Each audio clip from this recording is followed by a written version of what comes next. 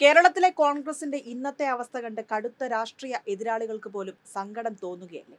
സംസ്ഥാന പാർട്ടിയുടെ അധ്യക്ഷൻ തന്നെ ഹൈക്കമാൻഡിനെ വെല്ലുവിളിക്കുന്നു. ഒരർത്ഥത്തിൽ കടുത്ത സംഘടനാ വിരുദ്ധ പ്രവർത്തനം. കേരളത്തിൽ മാത്രമാണോ ഈ പ്രതിസന്ധി? ദേശീയ രാഷ്ട്രീയം വീക്ഷിക്കുന്ന ഏതൊരാൾക്കും അറിയാം, എവിടെ കോൺഗ്രസ് ഉണ്ടോ അവിടെ അധികാരത്തിന്റെ അപ്പകഷ്ണം നുകരാനുള്ള അടിയാണെന്ന്. നെഹ്റു കുടുംബം തിട്ടൂരമിറക്കുന്ന ഹൈക്കമാൻഡിന്റെ കാര്യത്തിലൊഴിച്ച് സർവത്ര കുഴപ്പം. അവിടെയും പൊട്ടലും ചീറ്റലും. പല മുതിർന്ന നേതാക്കളും പുറത്തേക്ക് പോകുന്നു. ഈ അവസ്ഥയിലേക്ക് ആ പാർട്ടിയെ എത്തിച്ചതാരാണ്? ആ പാർട്ടിയെ നിയന്ത്രിക്കുന്ന ആൾക്കൂട്ടമല്ലാതെ മറ്റാര്? നെഹ്റു കുടുംബവും അവരുടെ കാര്യസ്ഥന്മാരും മതിയെന്ന ചിന്തയാണ് ആ പാർട്ടിയെ നയിക്കുന്നത്. ലോകത്തെ ഏറ്റവും വലിയ ജനാധിപത്യ പാർട്ടി എന്ന് അവകാശപ്പെടുന്ന പാർട്ടിയിൽ ജനാധിപത്യം എന്നൊന്നില്ലാതായിട്ട് പതിറ്റാണ്ടുകളായി. ആ സംഘടനയുടെ അടിസ്ഥാന ഘടകമാണ് ബൂത്ത് കമ്മിറ്റി. അങ്ങനെ ഒരു ഘടകത്തിന്റെ ഭാരവാഹികളെ പോലും ജനാധിപത്യ മാർഗത്തിലൂടെ തെരഞ്ഞെടുത്തിട്ട് 3 പതിറ്റാണ്ടായി. അത് കഴിഞ്ഞ് നടക്കേണ്ടതാണ് മണ്ഡലം, ബ്ലോക്ക്, ജില്ല, സംസ്ഥാന ഭാരവാഹി തെരഞ്ഞെടുപ്പ്. ഇങ്ങനെയൊന്ന് നടന്നിട്ട് കാലം എത്രയായി? അതിനു പകരം ഹൈക്കമാൻഡ് നൂലിൽ കെട്ടിയിറക്കുന്ന ഭാരവാഹികളുടെ ചരിത്രമല്ലേ പറയാനാവുക? കെ ആന്റണിയെ തോൽപ്പിച്ച് വയലാർ രവി പ്രസിഡന്റായതൊഴിച്ചാൽ അതിനുശേഷമെല്ലാം ഹൈക്കമാൻഡ് ഇംഗിതം മാത്രമായിരുന്നു കേരളത്തിലും നടപ്പാക്കിയത്. കെ മുരളീധരൻ, ഹസൻ, രമേശ് ചെന്നിത്തല, സുധീരൻ, മുല്ലപ്പള്ളി രാമചന്ദ്രൻ തുടങ്ങിയവരെല്ലാം കെട്ടിയിറക്കപ്പെട്ടവരാണ്.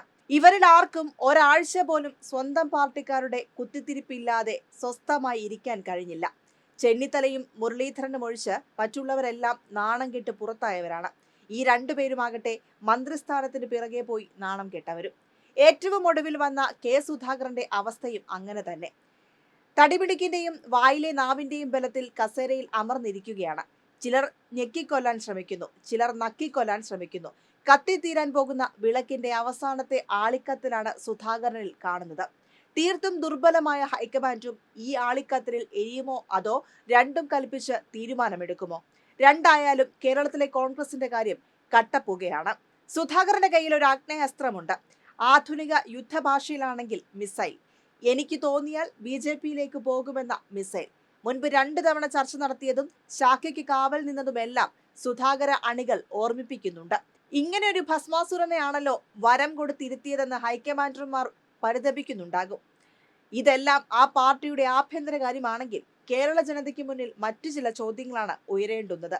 ഈ വർഷം അവസാനത്തോടെ തദ്ദേശ ഭരണ സ്ഥാപനങ്ങളിലേക്കുള്ള തെരഞ്ഞെടുപ്പും അടുത്ത വർഷം നിയമസഭാ തെരഞ്ഞെടുപ്പും നടക്കുകയാണല്ലോ. ഇങ്ങനെ ഒരു പാർട്ടിയെ വിശ്വസിച്ചാൽ എന്താകും സ്ഥിതി? നമുക്ക് മുന്നിൽ അനുഭവങ്ങൾ മലർക്കെ തുറന്നിട്ടിരിക്കുകയാണ്. 1991 മുതലുള്ള 3 പതിറ്റാണ്ടിന്റെ ചരിത്രം നോക്കാം.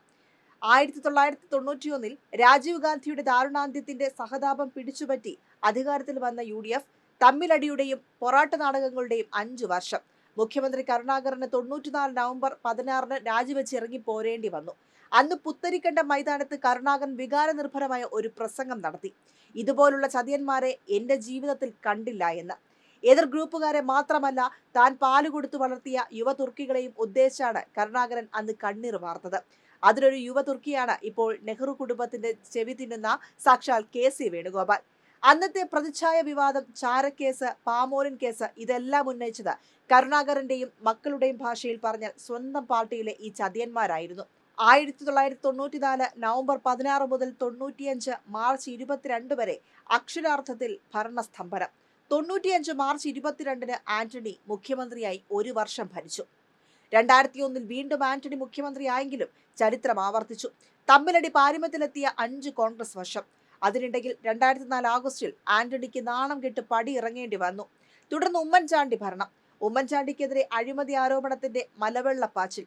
ഇപ്പോഴും UDF-ന്റെ ഭാഗമായി നിൽക്കുന്ന കേരള കോൺഗ്രസ് ജേക്കബിന്റെ നേതാവ് സാക്ഷാൽ TM ജേക്കബ് ഉന്നയിച്ച സൈൻ ബോർഡ് അഴിമതി, പിന്നെ ടൈറ്റാനിയം അഴിമതി, പണ്ട് ഉമ്മൻചാണ്ടി കരുണാകരനെതിരെ പ്രയോഗിച്ച പാമോലിൻ അഴിമതി കേസിന്റെ തിരിഞ്ഞുകുത്തൽ, ഇതെല്ലാം സ്വന്തം പാർട്ടിക്കാരും മുന്നണിക്കാരുമാണ് ആദ്യം പുറത്തു കൊണ്ടുവന്നതെന്നും ഓർക്കണം.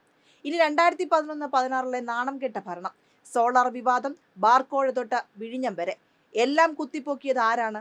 സുധീരൻ തൊട്ട് VD സതീശൻ വരെയല്ലേ. ഇപ്പോൾ ഉമ്മൻചാണ്ടി ഭക്തനായി അഭിനയിക്കുന്ന VD സതീശനാണ് വിഴിഞ്ഞം കരാർ പുനഃപരിശോധിക്കണമെന്നാവശ്യപ്പെട്ട് ഹൈക്കമാൻഡിനെ സമീപിച്ചത്. പറഞ്ഞു വരുന്നത് 1991 മുതൽ അധികാരത്തിൽ വന്ന 3 തവണയും ഭരണം ജനങ്ങൾക്കു വേണ്ടി ആയിരുന്നില്ല എന്നാണ്. അധികാരത്തിന്റെ ഇടനാഴിയിലെ അപ്പക്കഷ്ണങ്ങൾ വാരിക്കൂട്ടുന്നതിനിടയിലെ ചക്കളത്തി പോരാട്ടം മാത്രമായിരുന്നു നടന്നത്. ഇപ്പോൾ തുടർച്ചയായി 2 ടേമായി ആ പാർട്ടിയും മുന്നണിയും പ്രതിപക്ഷത്താണ്. പ്രതിപക്ഷത്തിരുന്നു പോലും യോജിച്ച് പ്രവർത്തിക്കാനാകുന്നില്ല. പരസ്പര വിശ്വാസമില്ലാത്ത നേതാക്കൾ, അന്തവും കുന്തവുമില്ലാതെ അലയുന്ന പ്രവർത്തകർ, ഇവരെയാണ് ചില മാധ്യമങ്ങൾ വെളുപ്പിക്കാൻ നോക്കുന്നത്. ഇവരൊക്കെ തെരഞ്ഞെടുക്കപ്പെട്ടാൽ കേരളത്തിന്റെ അവസ്ഥ എന്തായിരിക്കും? കോൺഗ്രസിന്റെ ഇന്നത്തെ അവസ്ഥയേക്കാൾ ദയനീയമായിരിക്കും നാടിന്റെ അവസ്ഥ എന്ന് പറയേണ്ടതില്ലല്ലോ.